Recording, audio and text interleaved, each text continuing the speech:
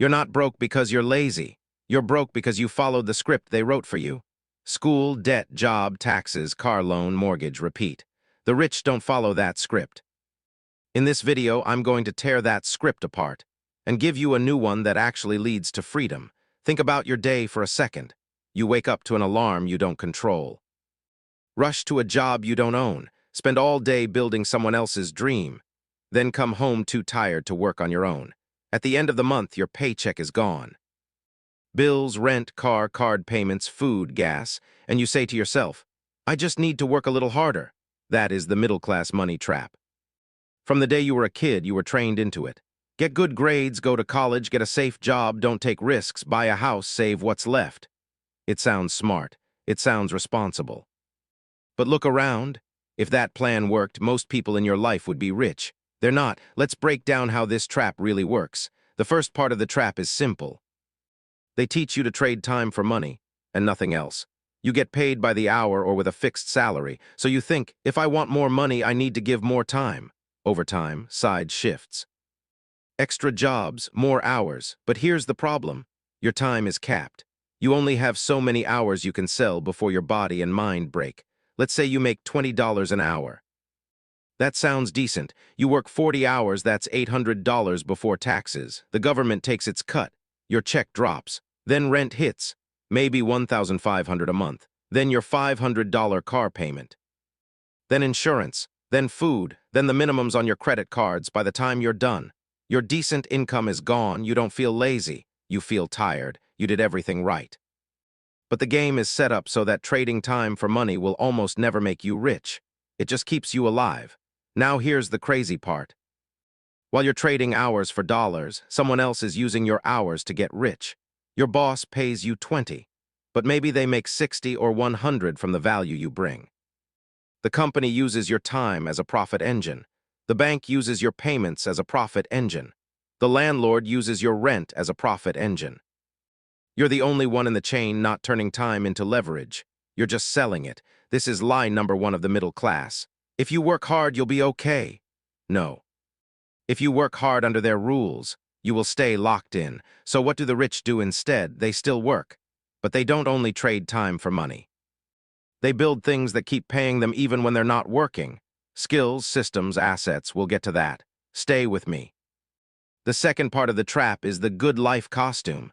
From the moment you get your first real paycheck, the world starts whispering. You deserve it. You see friends with new cars, new phones, nicer places. Ads tell you, 0% down, easy monthly payments, you're approved. So you start building the costume. The car that's a little nicer than you can afford. The apartment that's a little bigger than you need. The nights out you put on a card because I'll pay it off later. And at first it feels good. You look successful. People think you're doing well, but every one of those choices is a chain. Look at a $500 a month car payment. That's $6,000 a year. Over 5 years, that's $30,000 for something that goes down in value every single day. The bank makes interest on you. The dealer gets profit. You get a piece of metal that traps you into needing that job you don't even like. The middle-class lie here is, debt is normal. Monthly payments are normal. Everyone has them. They want you to think that because your payments are their income. Here's the rich versus poor thinking shift. The poor and middle class ask, can I afford the payment? The rich ask, will this make me money or trap my money? If it makes you money, it might be an asset. If it traps your money and keeps you stuck at your job, it's a liability no matter how nice it looks. The third part of the trap is the someday promise. You're told, just keep your head down, stay loyal, climb the ladder, save for retirement, and one day, you'll be set. But what does that look like in real life?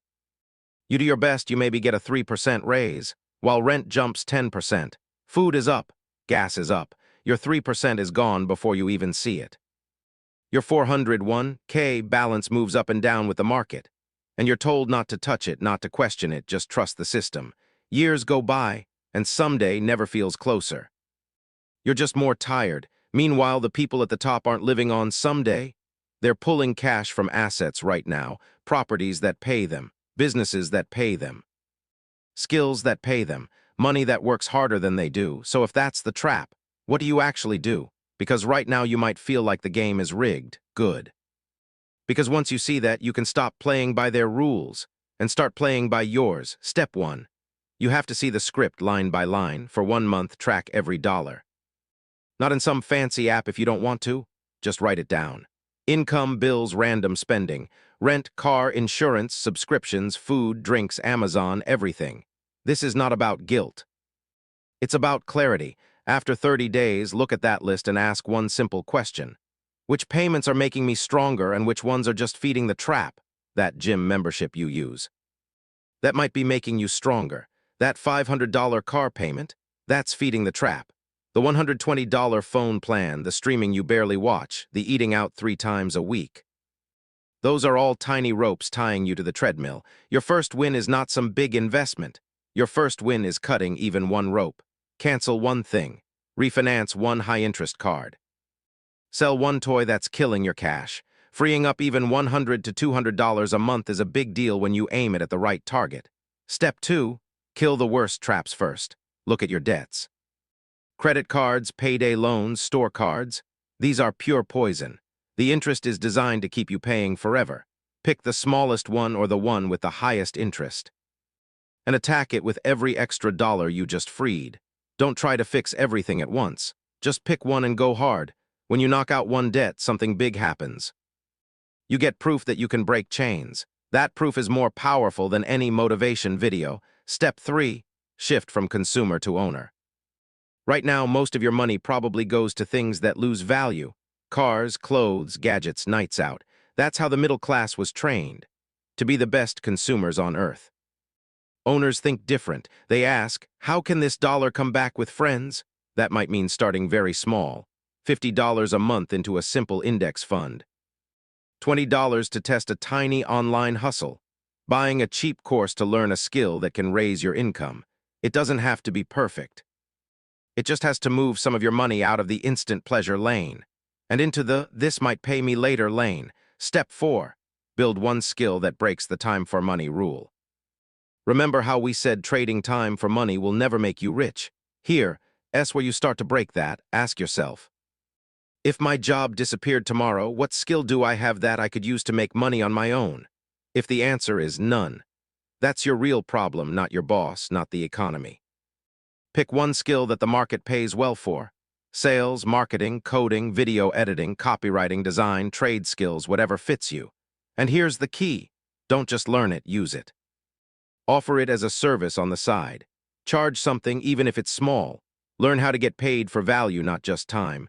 Over time, that skill can become a second income. Then maybe your main income. Then maybe something you can scale or turn into a business. That's how the rich think. How can I separate my income from my hours? Step 5. Change your identity. This might sound soft, but it's the core. As long as you see yourself as just a hard worker, you will keep acting like just a hard worker. You'll feel guilty for saying no to extra shifts. You'll feel weird about charging more for your time. You'll feel scared to take small risks. Start to see yourself as a builder, a person who builds their own life, not just takes what's handed to them. A builder says, I'm not just a worker, I'm an owner in training. Every dollar I move from waste to wealth is proof. Every skill I build is proof. Every debt I kill is proof. You don't have to quit your job tomorrow. You don't have to become some loud entrepreneur. You just have to stop playing the role the system picked for you. The quiet, obedient middle-class worker who never questions why they're still broke. Let's be real. The middle-class money trap is not going away. The school system will still teach you nothing about real wealth. Jobs will still tell you we're family right up until they lay you off. Banks will still dangle easy credit in front of you. Ads will still push you to buy stuff you don't need.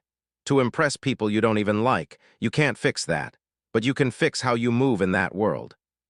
You can choose to see debt as a chain, not a tool. To see consumption as a trap, not a reward. To see your job as a stepping stone, not your whole life. You can stay the good hard worker they designed. Or you can become the person who owns their time and calls their own shots. Most people will hear this and do nothing. They'll nod, feel a little fire, then go right back to scrolling, right back to payments, right back to someday. Don't be most people. Pick one thing from this video. Track your money for 30 days, kill one bill, attack one debt, start one tiny investment, learn one skill, just one. That's how you start walking out of the middle-class money trap. Not with a giant leap, but with small, clear steps that you repeat over and over, until one day you look around and realize you don't live by their script anymore. If you want this to be your new money education, if you're done with middle-class lies and ready to build real freedom, keep going. Watch the next video. Learn the rules the rich actually play by, and start writing your own.